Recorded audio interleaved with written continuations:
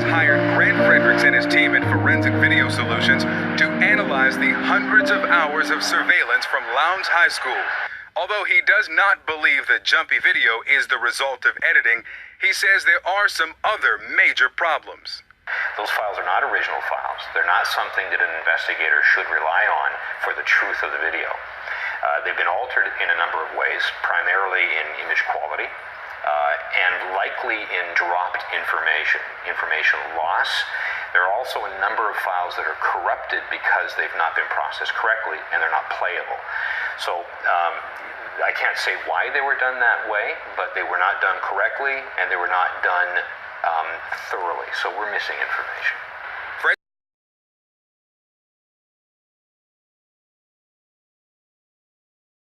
Fredericks says that's likely due to how investigators acquired the surveillance video.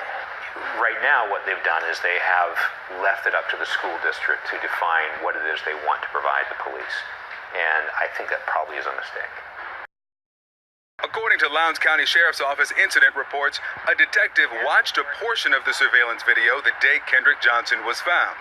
Then he asked the school board's information technology worker for a copy of the surveillance video for the entire wing of the school with the old gym for the last 48 hours. 5 days later, that IT worker provided a hard drive, and according to the incident report, the detective verified it contained the requested surveillance video.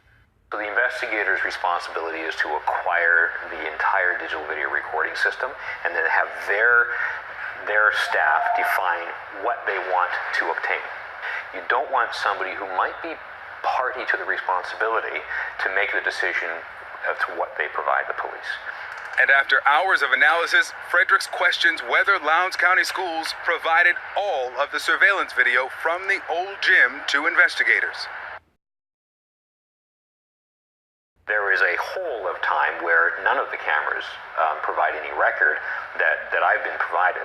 Fredericks has all the camera angles and all the video released by the Lowndes County Sheriff's Office. There are 4 cameras in the gym that records motion from when the lights turn on in the morning until when the lights are turned off at night, except for the area of interest. The moments before Kendrick Johnson enters the gym. Look at what happens to the recordings from these 4 cameras in the gym. The time is recorded with the video. The first camera captures images from the start of the day until 12:04 p.m. Then, nothing. It picks up again at 1:09 p.m. There's consistent surveillance from the second camera until 11:05 a.m. Then it stops and picks up again more than 2 hours later at 1:15 p.m. The third camera also drops at 11:05 a.m. It picks up again at 1:16 p.m. And from the final camera, there's surveillance until 12:04 p.m., no recording for more than an hour, then it picks up again at 1:09 p.m. I would absolutely expect there to be some record of that activity, and we don't have any here. Here's why Fredericks would have expected the motion-activated system to record during that time. During that hour and 5 minutes, several students are seen walking into and out of the old gym from the surveillance camera just outside the gym door. We count 7 male students, and 3 of them walk into the gym within 3 minutes prior to Kendrick Johnson walking in. I can't tell you whether there was no information recorded in the digital video system, or whether somebody made an error and didn't capture it, or whether somebody just didn't provide it. When surveillance in the gym resumes at 1:09, we see just these few frames of Kendrick Johnson running in the gym. Here's that moment from all of the cameras in the gym, although there's a record from only 2, and the camera just outside the door. Notice, the hall camera timestamp appears to be 10 minutes behind, and there's no confirmation either time matches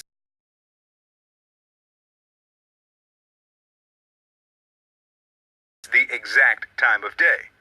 It is the last time his image is captured on video. For the next hour, there are multiple gaps in the video surveillance in the gym. And that is crucial. It's a really important time. Well, it really is the only option to answer the question, really what happened. And there's no video showing the initial discovery of a body in the gym. The next time we see Kendrick Johnson is the following day when he's being wheeled out of the gym in a body bag. Do you believe it's a coincidence that that time period in the gym is missing? Oh boy. Investigators are always suspicious and should be suspicious, and it's suspicious that that time period is not there. So yes, I would be suspicious. And until I have the digital video system in my hand, until I can say, or an investigator can say, everything is intact, this was what's recorded, I would still be highly suspicious of this.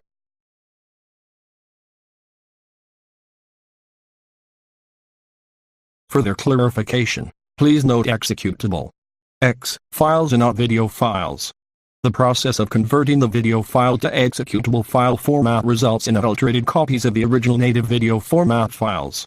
The Rosemont Public Safety Police Department has in previous FOIA requests provided the requested surveillance camera video files from Crowne Plaza Hotel O'Hare and other files as evidence on computer hard disk drive, mailed to and at the expense of the requesting party. The native video file footage has also in prior instances been converted to Windows executable files and made available via the web in digital form. These files are created third-party copies of the original native file format that had been converted to Windows executable files. X.